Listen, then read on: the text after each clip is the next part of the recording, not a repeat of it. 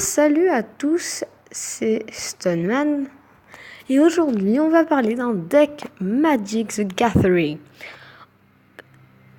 avec la nouvelle extension qui est sortie à peu près 3 semaines, ouais, un mois même. Tout le monde s'est posé la question, ouais, il faut faire de nouveaux decks. Et ils avaient raison, car il y a énormément de potentiel. Autant que dans la précédente. Car moi, je trouvais vraiment, honnêtement, que MD9 et Dominaria n'étaient vraiment pas incroyables, pour être honnête. Donc ici, vous n'aurez que des cartes de l'allégeance de Ravnica.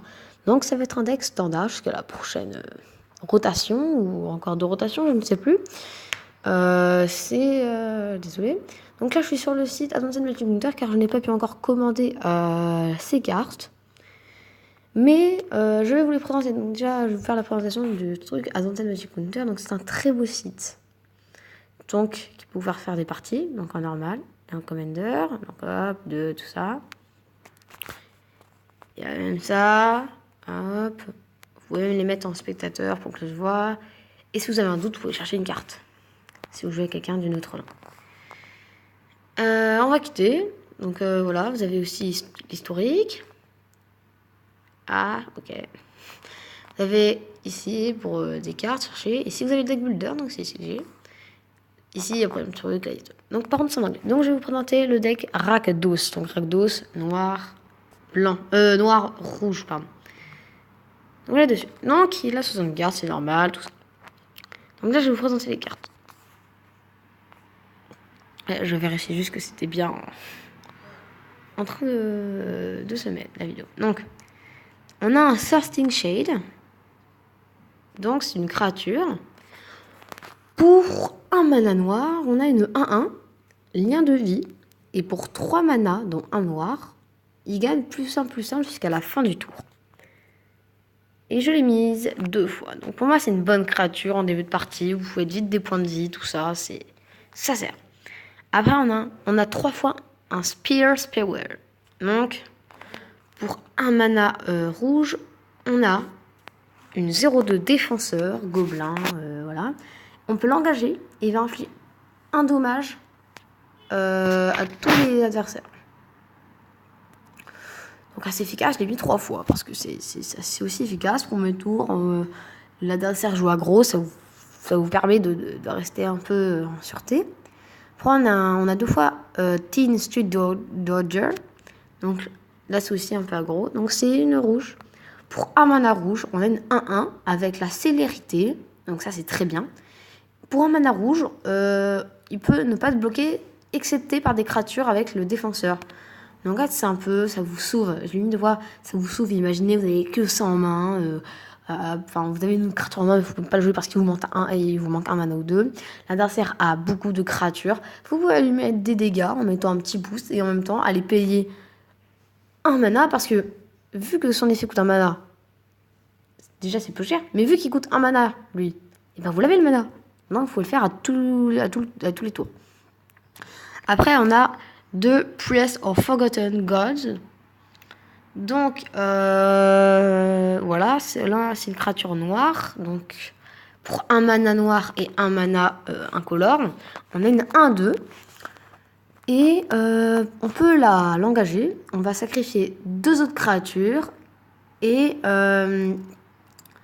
autant d'adversaires choisis perdent 2 points de vie et sacrifient une créature. Et je choisis, je peux apporter 2 mana et je vais piocher une carte. Donc vraiment, elle est superbe. Une pièce rare, non, x2. Je vous l'avais dit qu'il y avait du potentiel. Après, on a 2 fois une Plague Witch. Désolé si j'ai un accent de merde. Donc pour un mana noir et un mana incolore, on a une 2-1 zombie. Et à chaque fois qu'il va être bloqué, on va mettre... chaque créature bloqueuse va gagner -1 jusqu'à la fin du tour, donc c'est efficace. C'est efficace, donc parce que regardez, elle on la joue au début du truc, généralement les adversaires ils vont pas dépasser 1 de force, imaginons. Bien là, hop, -1, il ne va pas pouvoir bloquer. Donc c'est comme s'il mettait 0 en fait, c'est bien. Donc là, après, on a Rakdos Trumpeter 2 fois. Donc, on a pour un mana noir, un mana incolore, on a une 1-3 avec la menace. Donc, elle bloque quelque part 2 créatures au minimum. Et pour 4 mana, dont un rouge et 3 incolores, il va gagner +2/+0 jusqu'à la fin du tour. Donc, très bonne carte, polyvalente. Tout ce qu'on aime, 2 fois. Après, on a 2 fois le Smeltvard Igneous. Donc, elle est assez connue, celle-là. Donc, pour 2 mana, dont un rouge et un incolore, on a une 2-1. Pour 3 mana, dont un rouge, on va le sacrifier. On va gagner le contrôle d'une créature avec un power, avec une puissance de 3 ou moins jusqu'à la fin du tour. Donc on va la dégager, cette créature. Elle va gagner la célérité. Et on va pouvoir, jusqu'à la fin du tour, on peut faire ce qu'on va avec. On peut attaquer, tuer son effet. Et on peut activer cette habilité ou cet effet que si on pouvait jouer un rituel, donc seulement durant votre main phase. Il y en a 2 fois. Après, on a 2 fois une Immolation Shaman. Donc, une Immolation Shaman. Pour 2 mana, dont un rouge, on a une 1-3.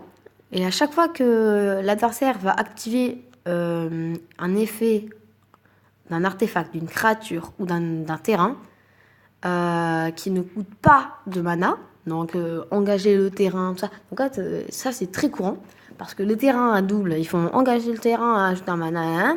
Et bien l'Immolation Shaman, il va enfiler un dégât à ce joueur. Et pour 5 mana, dont 2 rouges et 3 incolores, il va gagner +3/+3 jusqu'à la fin du tour avec la menace. Donc très fort. Après, on a 3 Blade Brand. Donc là, c'est une éphémère. Donc pour 2 mana, dont une noire et un incolore, eh bien, le joueur ciblé... la créature ciblée gagne le contact mortel. Donc contact mortel qui tue instant une créature, si elle colle le combat. Et on va piocher une carte. Très efficace. Donc je l'ai mis 3 fois. Après, on a le Noxus Guardian, donc qui a la carte, c'est la seule carte qui est 4 fois, parce qu'elle est trop essentielle dans le deck, et aussi qui est très forte.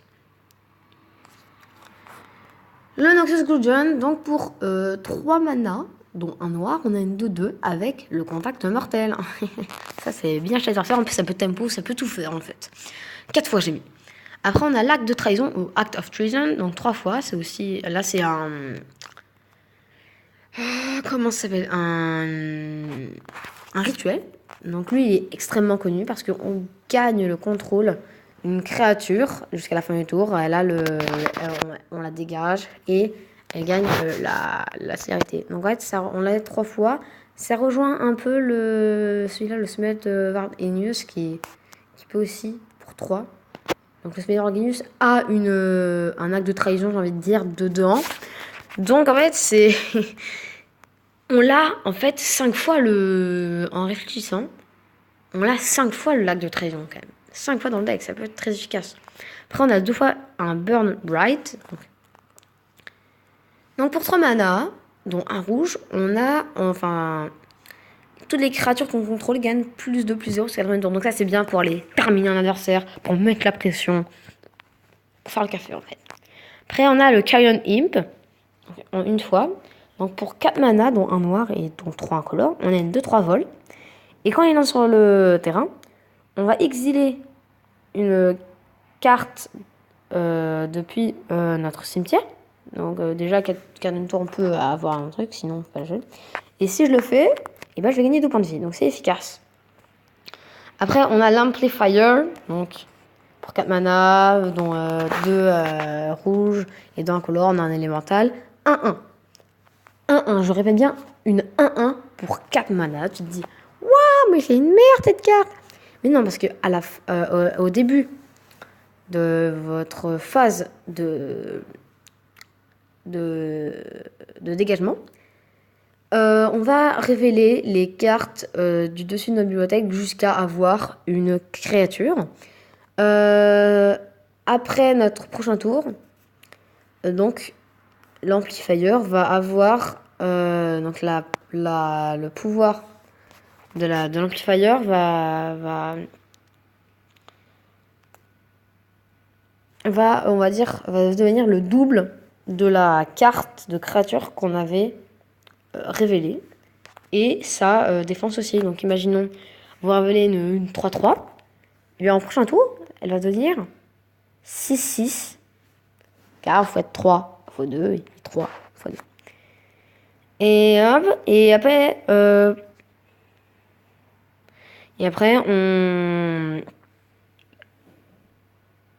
on va remettre les cartes en dessous du deck dans un ordre aléatoire. Donc elle est 2 fois. Après on a le Spike Wheel Acrobat. Donc pour 4 mana, dont un rouge, on a une 5-2 avec le spectacle. Donc pour 3 mana, on peut laver si l'adversaire a pris des dégâts ce tour-ci. Donc il faut la jouer en main phase 2. Et spectacle, donc pour 1 mana rouge et 2 mana incolore. Voilà. Bah après, c'est vrai que c'est quand même hyper efficace si on peut jouer une 5-2 pour 3 mana. Et donc je l'ai mise 2 fois. Après on a un Blade Juggler, donc la connue. Pour 5 mana, on a une 3-2 parce qu'elle est hyper connue parce que déjà elle apparaissait dans comment ça s'appelle, dans le trailer. Et on peut la payer pour son spectacle, donc pour 3 mana, dont un noir. S'il a pris des dégâts pareils à peu près. Et quand il entre sur le terrain, on va perdre un dama, on va prendre un dégât, mais on va piocher une carte. Efficace, je l'ai mis 2 fois. Et après on a 12 marais et 12 montagnes. C'était tout pour la présentation. Maintenant, on va passer aux statistiques un peu. Oui, je sais, hein, ce site, il fait tout. Donc, on a une mana curve donc, de 2,50. Donc, ça veut dire qu'en moyenne, la moyenne du coût de mana de nos cartes est de 2,50. Donc, entre 2 et 3. Alors, les couleurs. On a 18 cartes on a 18 cartes noires et 20 cartes rouges. Donc, c'est assez efficace. Donc on a 28 créatures, 3 rituels, 5 éphémères, aucun artefact, aucun enchantement, aucun planeswalker, 24 terrains basiques et donc 24 terrains. On va faire la benchmark. Donc ça veut dire dans votre... si votre main est bien, en combien de tours on va faire... c'est pas mal. Hop, donc c'est pour voir si votre main est bien. Donc, hop, score. En fait, plus ça va se rapprocher de 5, mieux c'est. Donc, ça va faire pour votre main de départ. 3,71, c'est bien. 3,71. 3,78.